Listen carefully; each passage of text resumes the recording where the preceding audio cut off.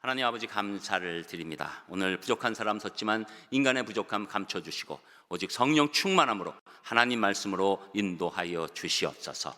예수님 이름으로 기도합니다. 아멘. 엘리야의 얘기죠. 오늘은 그 엘리야는 우리가 잘 아는 것처럼 북이스라엘의 가장 악한 그 아합 왕과 또 그의 아내 이세벨 왕비에 맞서서 우상 숭배를 깨뜨린 선지자였죠. 그래서 그 용기 있는 활동이 이미 갈멜산에서 그 850명이나 되는 그 이방 선지자들과의 그 영적 전쟁을 완전히 이기는 모습을 우리가 봤죠. 그래서 하늘에서 불이 떨어지고 그 제물에 있는 나무들까지 싹 태우는 그 물도랑에 있는 물까지 태우는 엄청난 능력을 하나님을 통해서 발휘하는 것을 우리가 봤습니다.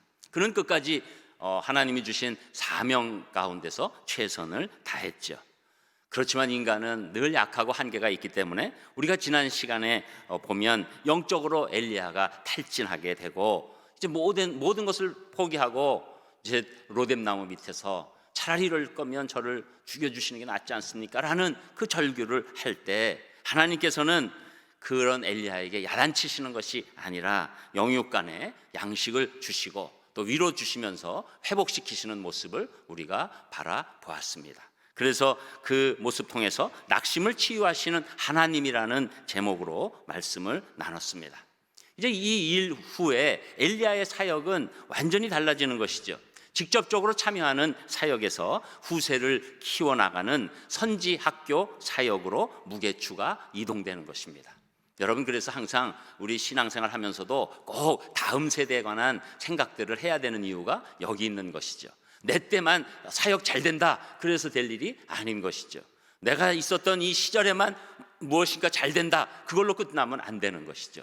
우리가 다음 세대를 생각해야 되는데 엘리야도 이제 교육 사역으로 들어가게 되고 이 교육 사역이 단단해지니까 이제 하나님께서는 엘리야를 하늘로 데려가시고 그 제자 엘리사를 새로운 선지자로 세우시게 되는 것이죠. 그러니까 엘리야 다음에 엘리사가 선지자가 된다는 것을 꼭 기억해 주셔야 됩니다. 이러한 하나님의 뜻에 따라서 엘리야는 엘리사를 최종적으로 진정한 제자로 오늘 본문 말씀 가운데 인치는 과정이 있는 것이죠. 그래서 오늘의 제목은 진정한 제자가 되려면 이라는 제목 가운데서 우리가 이제 그 중요한 자세 세 가지를 말씀으로 나누기를 원합니다. 첫 번째로 진정한 제자는 전심으로 예배를 드린다 이런 말씀을 하고 있는데 이것은 베델이라는 장소를 통해서 우리에게 말씀해 주십니다. 여러분 읽으셨지만 그 말씀은 1절에서 3절까지 나오는데 우리 1절에서 3절 또 함께 읽겠습니다. 1절 시작. 여호와께서 회오리 바람으로 엘리야를 하늘로 올리고자 하실 때 엘리야가 엘리사와 더불어 길갈에 나가더니 엘리야가 엘리사에게 이르되 청하건대 너는 여기 머물라 여호와께서 나를 베델로 보내시느니라 하니 엘리사가 이르되 여호와께서 살아계심과 당신의 영혼이 살아있음을 두고 맹세하노니 내가 당신을 떠나지 아니하겠나이다 하는지라. 이에 두 사람이 베델로 내려가니 베델에 있는 선지자의 제자들이 엘리사에게로 나와 그에게 이르되 여호와께서 오늘 당신의 선생을 당신의 머리 위로 데려가실 줄을 아시나이까 하니 이르되 나도 또한 아노니 너희는 잠잠하라 하니라. 아멘. 이제 하나님께서 나중에 보면 회오리 바람을 통해서 엘리야를 하늘로 올려 가시죠. 근데 그 전에 이제 이런 일이 일어났다는 것입니다. 그래서 엘리야가 엘리사와 더불어 길갈에 나갔다라고 말씀합니다. 여러분, 성경에서 길갈이란 장소는 우리가 쉽게 알기로는 그냥 이스라엘 백성이 요단강 건너자마자 나타나는 그 성읍으로 알기 쉽습니다. 그런데 오늘 말씀은 그 성읍을 얘기하는 것이 아니죠. 요단강 건너서 거기서 할례와 유월절을 지냈던 그 길갈이 아니라 베델에서 북쪽으로 한 11km 떨어져서 해발 790m 정도의 높게 위치한 성읍이 또 하나 있었는데 그것도 길갈인데 거기서 이 엘리야가 선지학교를 시작한 장소라는 것이죠. 자, 그래서 그 시작한 길갈이라는 장소를 중심으로 해서 엘리야는 하나님의 인도에 따라서 이제 세 가지 중요한 장소를 엘리사를 데리고 가는 것이죠. 그래서 첫 번째 베델이고 두 번째가 여리고고 그리고 세 번째가 요단강이 되는 것입니다. 그래서 2절에 보면 엘리야는 엘리사의 태도를 보고자 해서 이제 여기 머무르고 있어라, 그냥 길갈에 있어라 이렇게 얘기하지만 저는 끝까지 가겠습니다 라고 엘리사가 쫓아가게 되는 모습을 보는 거지요. 그래서 이제 엘리야는 장소의 이동을 통해서 이미 엘리사도 다 알고 있어요. 그렇지만 이 장소에 새겨진 깊은 의미를 깨닫게 해주기 위해서 이제 한 군데 한 군데 다니게 되는 것이죠. 거기에 하나님의 특별한 의도가 있는 것입니다. 그러므로 우리도 오늘 이 새 성읍을 지나게 하신 하나님의 뜻을 보아야 하는데 먼저가 베델이라는 장소죠. 베델은 사실은 성경에서 많이 언급되는 장소지만 처음으로 주목받는 상황은 야곱 때문에 일어나게 됩니다. 창세기 27장 28장에 보면 여러분들 너무나 잘 아시는 얘기예요. 성경에 대해서 잘 모르셔도 이 야곱 얘기는 아실 겁니다. 야곱이 형 에서와 함께 쌍둥이로 태어났지요.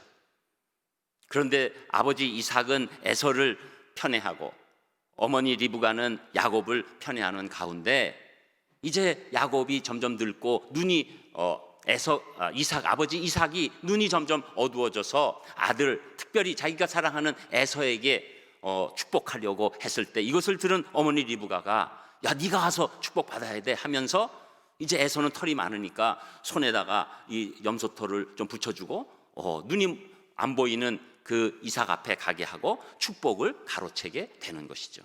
나중에 이것을 한 형 에서가 가만히 있겠습니까? 죽이겠다고 하니까 이 야곱이 도망가기 시작하는 것이죠.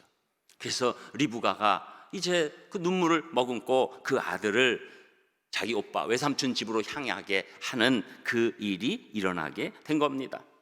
이 도망가는 정말 정처 없이 도망가는 것이죠. 무슨 지금같이 내비게이션이 있는 때가 아니지요. 그냥 북쪽으로 그냥 대충 도망가고 있는 그때, 또 정신적으로는 내가 이제 아버지 집, 할아버지 집을 떠나서 알 수 없는 곳으로 가게 되는, 심지어 내가 이렇게 했으니 하나님께도 버림받을지 몰라 하는 두려움 가운데서 그 길을 떠나고 결국 밤이 오게 됩니다. 그리고 루스라는 낯선 땅에 이르게 되는데 그곳에서 이제 잘 수도 없고 하지만 그래도 또 인간이라 자야 되니까 보니까 돌이 하나 있는 것이죠. 그래서 돌을 베개 삼아서 이제 잠을 자는데 이 잠을 자는 건지 안 자는 건지 모르다가 꿈을 꾸게 되는 것입니다. 근데 꿈에 보니까 땅에서 하늘까지 이어진 이 사닥다리가 보이는 거예요. 그런데 천사들이 오르락내리락하고 맨 위에 보니까 그곳에 하나님이 계신 것이고 그곳에서 하나님께서 자기에게 말씀해 주시는데 아브라함에게 주신 놀라운 약속을 해 주시는 거죠. 거기에 감격한 겁니다. 자기 혼자인 줄 알고 이제는 자기 인생은 끝났다고 생각하는 그 밤에 하나님께서 아브라함에게 주신 놀라운 약속을 했을 때 이제 창세기 28장 18절에서 19절에 보면 이 말씀이 있어요. 여러분 이제 화면 보시면서 제가 읽어드리는 걸 잘 보시길 바랍니다. 야곱이 아침에 일찍이 일어나 베개로 삼았던 돌을 가져다가 기둥으로 세우고 그 위에 기름을 붓고 그곳 이름을 베델이라 하였더라. 이 성의 옛 이름은 루스더라. 이런 말씀이 있는 것이죠. 너무 감격한 거예요. 하나님이 나 같은 사람에게 함께 하시는구나. 그러면서 이 베고자 던 돌을 세웁니다. 그리고 그 위에 기름을 붓는 것이죠. 여러분 우리 생각에는 그냥 기름이겠거니 이렇게 생각하기 쉽지만 사실은 이 야곱을 편애한 엄마 리브가가 정처 없이 떠나는 아들에게 극상품 올리브유를 준 거예요. 그래서 그거를 이제 그 당시에는 화폐가 없으니까 그런 거 팔거나 누굴 주면서 식사를 하고 잠자리를 해결하라고 준, 어떻게 보면 야곱에게 갖고 있는 전 재산을 하나님께서 나타나심에 감격해서 이 올리브유를 부으면서 야곱에게 진정한 첫 예배가 시작되게 되는 것이죠. 그래서 하나님께 모두 드리겠다는 이 야곱의 이 전심의 예배 정신이 먼저 나타나게 되는 것이죠. 그래서 그것을 루스란 지명이 있지만 벳엘이라고, 엘이 하나님이고 벳이 집이기 때문에 하나님의 집이라고 그렇게 예배를 전심으로 드리는 일이 일어나게 된 것입니다. 그래서 그 지명이 그때부터 베델이라고 불리게 되는 것이죠. 엘리야는 이 제자 엘리사를 베델로 이동하면서 제자로서 가장 중요한 삶은 전심으로 예배드리는 삶이다, 이것을 말씀하고 싶었던 것입니다. 예수님도 이 복음서 세 군데에 걸쳐서 마태복음 26장, 마가복음 14장, 누가복음 7장 통해서 옥합을 깨트려서 향유를 모두 쏟아서 예수님 발밑에 뿌리면서 경배한 한 여인의 모습을 이제 제자들과 함께 보이게 하시는 거지요. 진정한 예배의 의미를 가르쳐 주시고 이 여인의 얘기가 끝까지 전파될 것이다라고 말씀해 주십니다. 여러분, 진정한 제자는 무엇입니까? 여러분, 진정한 제자는 성경 공부의 코스를 끝내는 것입니까? 어떤 과정을 끝내는 것입니까? 아닙니다. 진정한 이 제자의 첫 번째 걸음은 하나님께 전심으로 예배 드리는 자입니다. 전심으로 주일만 예배 드립니까? 아니죠. 우리 모든 삶이 다 하나님께 드리는 예배적 삶이라고 알고 우리 일거수일투족에 대해서 우리가 하나님께 드리는 모습으로 나아가게 되는 것이죠. 그래서 모든 것을 다 드릴 수 있는 그런 마음으로 삶을 살아가는 것입니다. 이것은 물질만을 얘기하는 것이 아니죠. 늘 인생의 어떤 가치보다 가장 중요한 가치가 예배라는 것을 뼈저리게 알고 그렇게 나아가는 사람이 진정한 제자의 시작인 줄 믿습니다. 저는 우리 사랑하는 산상의 성도님들이 무엇보다도 이 전심으로 드리는 예배를 통해서 진정한 제자가 되시기를 주님의 이름으로 축복합니다. 그리고 두 번째로, 진정한 제자는 말씀에 대해서 절대적으로 순종한다고 나오면서 특별히 여리고 지역을 통해서 말씀하게 됩니다. 그 말씀이 4절 5절에 나오죠. 또 우리 4절 5절도 한 목소리로 같이 읽겠습니다. 4절 시작. 엘리야가 그에게 이르되 엘리야야, 청하건대 너는 여기 머물라. 여호와께서 나를 여리고로 보내시느니라. 엘리사가 이르되 여호와께서 살아계심과 당신의 영혼이 살아있음을 두고 맹세하노니 내가 당신을 떠나지 아니하겠나이다 하니라. 그들이 여리고에 이르매 여리고에 있는 선지자의 제자들이 엘리사에게 나와 이르되 여호와께서 오늘 당신의 선생을 당신의 머리 위로 데려가실 줄을 아시나이까 하니 엘리사가 이르되 나도 아노니 너희는 잠잠하라. 아멘. 자, 이제 엘리야는 하나님께서 엘리사를 데리고 여리고로 가게 하심을 느끼면서 여리고로 가게 됐지요. 4절에서 또 한 번 엘리사에게 머물라고 시험하지만 역시 엘리사는 끝까지 따라가겠다고 말합니다. 그리고 여리고에 도착하자 5절에 보니까 베델에 있는 제자들처럼 여리고에 있는 제자들도 엘리야의 승천에 대해서 알고 있다고 말씀하게 되는 것이죠. 어떤 면에서는 지금 계속적으로 이렇게 반복의, 세 장소마다 반복의 이야기가 나오게 되지만 중요한 것은 이 장소로 데려가는 부분에 관한 이야기죠. 이제 두 번째, 여리고에 대해서 우리에게 말씀해 주고 계신 것이죠. 이스라엘 백성들은 가나안에 들어갈 때 첫 번째로 큰 장벽인 여리고 성을 마주하게 됩니다. 가장 오래된 고대 도시지요. 그래서 지금도 그 여리고 지역은 아직도 그 고고학적으로 발굴할 게 무궁무진하다고 말하고 있는 것입니다. 여리고에 이렇게 들어가는 그 상황 가운데서 이게 너무 큰 성이니까 사실 들어갈 수 없는데 이것을 돌아갈 수도 없는 것입니다. 꼭 거쳐가야 되는 성이 된 거죠. 그런데 하나님은 그곳에서 성을 공개적으로 그냥 7일간 돌라는 명령을 내리시는 겁니다. 그 말씀을 우리가 잠깐 보면 여호수아 6장 2절에서 5절에 나오는데 이제 화면에 나올 때 여러분은 그냥 속으로 읽으시고 제가 읽어드리겠습니다. 여호와께서 여호수아에게 이르시되 보라, 내가 여리고와 그 왕과 용사들을 네 손에 넘겨 주었으니 너희 모든 군사는 그 성을 둘러 성 주위를 매일 한 번씩 돌되 엿새 동안을 그리하라. 제사장 7은 7 양각 나팔을 잡고 언약궤 앞에서 나아갈 것이요 일곱째 날에는 그 성을 7번 돌며 제사장들은 나팔을 불 것이며 제사장들이 양각 나팔을 길게 불어 그 나팔 소리가 너희에게 들릴 때에는 백성은 다 큰 소리로 외쳐 부를 것이라. 그리하면 그 성벽이 무너져 내리리니 백성은 각기 앞으로 올라갈지니라. 아멘. 여러분, 우리는 들을 때 이렇게 그냥 편하게 아멘이지만 여러분 입장 한번 바꿔놔 생각해 보세요. 엄청난 큰 성이 있는데 거기서 최선을 다해서 전쟁을 해도 이길까 말까 한데 지금 하나님의 방법은 그냥 7번 돌고 7째 날에 나팔 불고 제사장들이 앞서서 움직이기 시작할 때 이 성이 무너진다라고 말씀해 주시니 사실은 너무나 황당하지만 이스라엘 백성은 결국은 이 일을 말씀에 절대적으로 여호수아의 그 명령도 있지만 함께 순종하면서 놀라운 일을 일으키게 되는 것이죠. 여러분, 이것은 우리가 갖고 있는 인간의 상식과 합리에 전혀 안 맞습니다. 하나님께서는 우리의 상식과 합리성보다 하나님의 말씀이 더 중요하다는 것을 가르쳐 주신 것입니다. 여러분, 여기서 오해하시면 안 됩니다. 우리 크리스찬들은 우선적으로 상식적이고 매우 합리적이어야 합니다. 그래서 어떤 때 이 비상식적이고 비합리적인 행동을 기독교인이 할 때 많은 사람들이 손가락질하게 되는 것이죠. 그러나 기독교인들은 보통 때 그렇지만 이 상식과 합리가 말씀에 부딪히게 되면 어느 것을 쫓아야 되죠? 말씀을 쫓아야 되는 겁니다.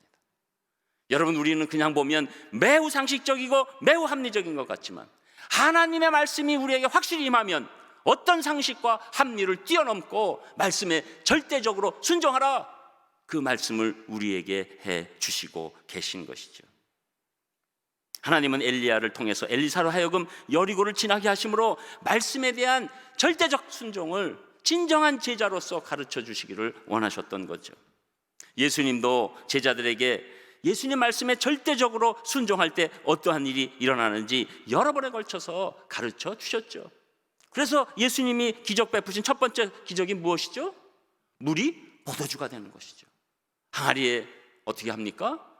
물을 부라는 예수님의 말씀에 마리아를 비롯한 종들이 순종하죠. 떠보니까 뭐가 됐을까요? 포도주가 됐죠. 여러분, 놀라운 기적, 상식과 합리를 뛰어넘는 예수님 말씀에 순종할 때 일어나는 줄 믿습니다.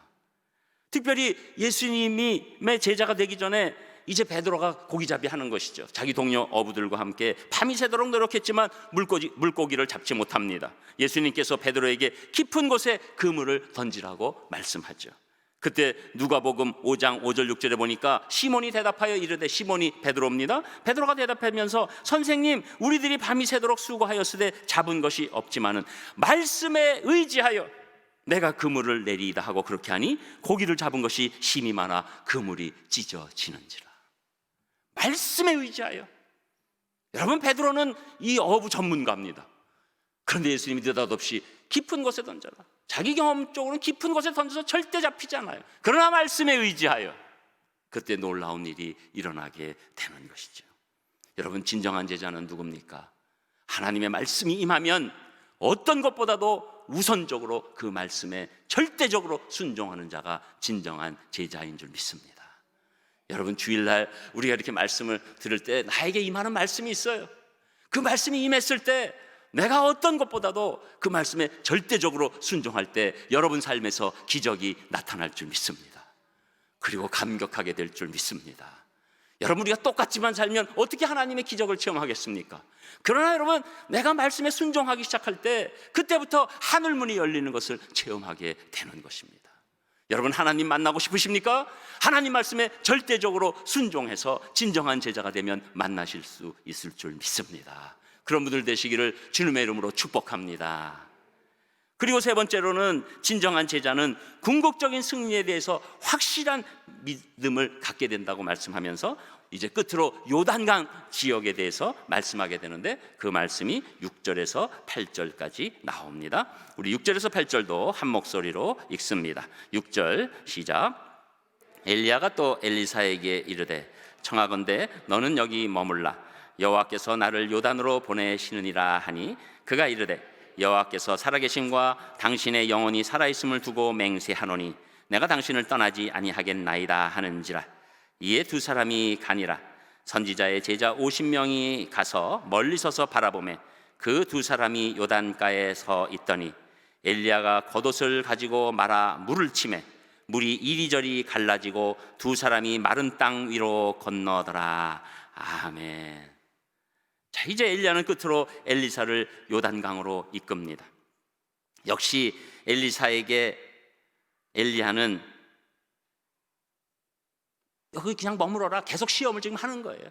얼마나 지금 엘리사가 끝까지 엘리야를 붙잡고 또 하나님을 붙들고 따라오는지를 보기 위해서 같은 내용이 나오게 되는 것이죠. 그래서 여기 머무르러 하지만 당연히 엘리사는 끝까지 스승인 엘리야를 따르겠다고 말씀하면서 여기에는 특이하게 7절에 보니까 제자 50명까지 요단강으로 가게 되는 것입니다. 여러분, 요단강은 우리가 너무 잘 알고 있죠. 이스라엘 백성에게 약속의 땅을 들어서는 그런 처음 정말 자연적인 그 장애였죠. 그것을 건너지 않으면 가나안 땅으로 들어갈 수 없는 것입니다. 이스라엘은 원래 애굽의 끈질긴 방해에도 이 모세의 인도를 따라서 놀라운 하나님의 은혜로 홍해가 갈라지고 건너는 체험을 했지요. 그리고 광야에 와서 여러 족속들과의 전쟁들이 있었습니다. 그걸 물리치고 드디어 이제 요단강만 건너면 되는데, 요단강 지금은 뭐 아주 그냥 이렇게 좀 시냇물 같이 아주 물이 별로 없어요. 그러나 그때는 물이 엄청나게 많은 큰 강이었던 것이죠. 이 요단강을 눈앞에 두었을 때 하나님께서는 이스라엘 백성들에게 가나안 땅에 들어가서 또 수많은 전쟁이 있을 것이다 라는 것을 이제 알려주시면서 그 전쟁에서도 꼭 승리할 것이라는 것을 이제 말씀해 주시게 되는 것이죠. 그래서 그 말씀을 여호수아 3장 10절에서 13절에 보면 아주 확실하게 나타나 있는 것입니다. 이 여호수아 3장 10절에서 13절의 말씀 또 화면에 나오는데 제가 또 읽어드리겠습니다. 살아계신 하나님이 너희 가운데에 계시사 가나안 족속과 헷 족속과 히위 족속과 브리스 족속과 기르가스 족속과 아모리 족속과 여부스 족속을 너희 앞에서 반드시 쫓아내실 줄을 이것으로서 너희가 알리라. 보라, 온 땅의 주의 언약궤가 너희 앞에서 요단을 건너 가나니 이제 이스라엘 지파 중에서 각 지파에 한 사람씩 12명을 택하라. 온 땅의 주 여호와의 궤를 맨 제사장들의 발바닥이 요단물을 밟고 멈추면 요단물 곧 위에서부터 흘러내리던 물이 끊어지고 한 곳에 쌓여 서리라. 이렇게 말씀해 주신 거예요. 그러니까 요단강을 건너기 전에 하나님께서 요단강을 건너는 방법이 막 헤엄들 열심히 쳐라가 아니에요. 살아계신 하나님이 너희 안에 계시게 되고, 그리고 가나안 땅 들어가면 중요하게 이 요단강 건너서 이렇게 엄청난 일을 보여주신 이유를 말씀해 주시는 거죠.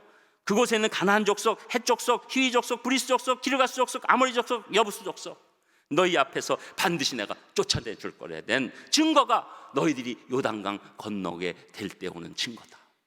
믿음으로 건너게 될 때 그 증거가 있다. 그러니까 확실한 믿음으로 이제 제사장들이 발을 딱 밟으면 요단강 물이 멈추고 벽을 세워서 이스라엘 백성들이 다 건널 수 있도록 인도하시는데, 이 인도의 이유는 그곳에 갔을 때 모든 전쟁에서 승리한다는 것을 가르쳐 주시기 위함이라는 것이죠. 여러분, 이것이 여리고성의 그 기적과 조금 다른 부분이에요. 여리고성의 기적은 말씀을 순종하면 어떠한 기적도 일어날 수 있다는 것이지만, 오늘 끝으로 주시는 이 말씀은, 이 기적은 너희들에게 승리를 내가 보장한다, 이 말씀을 주시는 것이죠. 그래서 이 결국은 여러분들 이제 말씀 보면서 우리는 지나간 말씀이 있어서 얼마나 좋은지 몰라요. 이렇게 딱 말씀해 주고 한참 걸리면 힘들잖아요. 연속극도 그냥 바로바로 하는 게 우리 속 시원한 것처럼 우리가 얼마나 복된지 모릅니다. 바로 볼 수 있는데 이 결과를 여호수아 3장 15절에서 17절을 보게 되면 알게 되는 것이죠. 그 말씀도 나오는데 제가 읽어드립니다. 요단이 곡식 거두는 시기에는 항상 언덕에 넘치더라. 궤를 맨 자들이 요단의 이름에 궤를 맨 제사장들의 발이 물가에 잠기자 곧 위에서부터 흘러내리던 물이 그쳐서 사르단에 가까운 매우 멀리 있는 아담 성읍 변두리에 일어나 한 곳에 쌓이고 아라바의 바다 여매로 향하여 흘러가는 물은 온전히 끊어지매 백성이 여리고 앞으로 바로 건널새 여호와의 언약궤를 맨 제사장들은 요단 가운데 마른 땅에 굳게 섰고 그 모든 백성이 요단을 건너기를 마칠 때까지 모든 이스라엘은 그 마른 땅으로 건너갔더라. 아멘. 하나님께서 요단강 물을 막으시고 마른 땅을 내주신 거예요. 그리고 건너갔다는 거예요. 이것은 요단강을 건너는 기적에 끝나는 것이 아니라 너희들이 가나안 땅에 들어가서 꼭 승리를 얻게 될 것이다. 여러분, 이런 역사적 장소인 요단강 앞에서 엘리야는 8절에 보니까 갑자기 엘리야가 이 겉옷을 가지고 마른 다음에 막 물을 치기 시작하는 거예요. 그러니까 물이 그때 똑같이 물이 막 이리저리 갈라지고 엘리야와 엘리사가 어디 위에 섰다고요? 마른 땅 위에. 여러분, 이런 현장 체험 교육이 어디 있습니까? 똑같이 마른 땅 위에 엘리야와 엘리사가 서게 된 것이죠. 그리고 이 현장은 또 50명의 제자들도 같이 보게 되는 것입니다. 이제 엘리야는 이 세상을 떠나 승천하기 직전에 이 제자들에게 이 마른 땅을 보여주면서 그 여호수아 때의 얘기를 상기시키면서 궁극적인 승리를 확신하는 믿음으로 두려워하지 말라, 이렇게 말씀해주고 있는 것이죠. 이후에 실제로 엘리야는 제자들이 보는 앞에서 회오리 바람에 의해서 하늘로 올라가게 됩니다. 여러분, 성경에서 죽음을 경험하지 않은 사람은 딱 세 사람이에요. 첫 번째는 창세기 5장의 에녹입니다. 그래서 그 에녹은 창세기 5장 24절에 보니까 에녹이 하나님과 동행하더니 하나님이 그를 데려가심으로 세상에 있지 아니하였더라, 이렇게 말씀하지만 에녹은 승천의 과정이 나타나 있지 않아요. 그러면 세 사람 중에 두 사람이 남게 되는데 엘리야와 예수님이죠. 그런데 엘리야와 예수님의 승천의 과정은 구체적으로 이렇게 표현된 거예요. 그래서 엘리야가 제자들 앞에서 승천하는 것은 예수님의 승천을 예표하는 것이라고 말씀하게 되는 것입니다. 그래서 사도행전 1장 9절에서 11절에 보면 이렇게 돼 있어요. 이 말씀을 마치시고 그들이 보는 데서 올려져 가시니 구름이 그를 가리어 보이지 않게 하더라. 그를, 예수님이죠, 올라가실 때 제자들이 자세히 하늘을 쳐다보고 있는데 흰옷 입은 두 사람이 그들 곁에 서서 이르되 갈릴리 사람들아 어찌하여 서서 하늘을 쳐다보느냐, 너희 가운데서 하늘로 올려지신 이 예수는 하늘로 가심을 본 그대로 오시리라 하였느니라. 여러분, 결국 예수님은 우리에게 궁극적인 승리가 있다, 그 승리를 증명하시면서 우리에게 다시 오신다는 말씀입니다. 제자들에게 가장 필요한 것은 지금은 힘들고 어렵고 전쟁에서 어떤 때는 지는 것 같아도 결국 내 힘이 아닌 주님의 힘으로 궁극적인 영적 승리를 거두고 예수님 오실 때 우리도 같이 들려 올려지고 부활이 있고 영원한 천국에서 하나님과 함께 사는 놀라운 권세가 있다는 것을 말씀해 주시는 거죠. 여러분, 그렇기 때문에 이 세 번째 이 기적 가운데서는 여러분, 진정한 제자가 되면 우리에게는 영적 승리가 보장되어 있다는 것입니다. 이게 중요한 거예요. 여러분, 우리는 쓰러지고 넘어지는 것 같아도 우리가 주님만 쫓아가는 진정한 제자가 되면 우리는 어떤 전쟁에서도 결국은 승리하게 되고 영적인 승리는 우리의 승리가 된다는 것을 확신시켜 주시면서 세상을 더 이상 두려워하지 말라는 거예요. 여러분, 코로나 시대에 결정적으로 모든 사람에게 주는 것은 두려움입니다. 누구나 다 요사이는 한번 자신의 죽음을 생각해 보지요. 그러나 죽음을 이기신 유일한 분은 예수 그리스도밖에 없는 줄 믿습니다. 우리는 죽어도 살겠고 영원히 살 줄 믿습니다. 우리는 그 강력한 소망이 우리를 끌고 가는 것입니다. 우리의 생사화복은 다 하나님께 맡기고 오직 우리는 확실한 영적 승리를 향해서 용기 있고 담대하게 나아가라는 말씀을 주시는 거죠. 저는 여러분들이 성도됨을 축하드립니다. 그렇지만 더 우리가 가야 될 길은 성도에서 진정한 제자가 돼야 될 줄 믿습니다. 여러분, 진정한 제자의 시작은 오늘 말씀처럼 전심으로 예배로 여는 것이고, 그리고 말씀에 대해서 절대적인 순종을 연습할 때 기적과 놀라운 체험을 하게 되고, 결국은 여러분들 전혀 휘둘리지 않고 궁극적인 승리에 대해서 확신한 믿음을 가지고 가실 때 다른 사람들이 여러분을 보시고 진짜 제자구나라고 오히려 말하기 시작할 줄 믿습니다. 저는 우리 사랑하는 산상의 성도님들을 뛰어넘어서 진정한 제자가 되시기를 주님의 이름으로 축복합니다. 기도하겠습니다. 하나님, 모든 감사와 찬송을 올려드립니다. 오늘 엘리야가 엘리사에게 진정한 제자의 길을 가르쳐 준 것처럼, 또 예수님께서 우리에게 진정한 제자가 되는 길을 가르쳐 주신 것처럼 우리가 그 길을 쫓아서 진정한 제자로 하나님께 영광 돌리고 이 세상에서 눌리고 사는 것이 아니라 담대하고 용기 있게 살아갈 수 있도록 인도하여 주시옵소서. 예수님 이름으로 기도합니다. 아멘.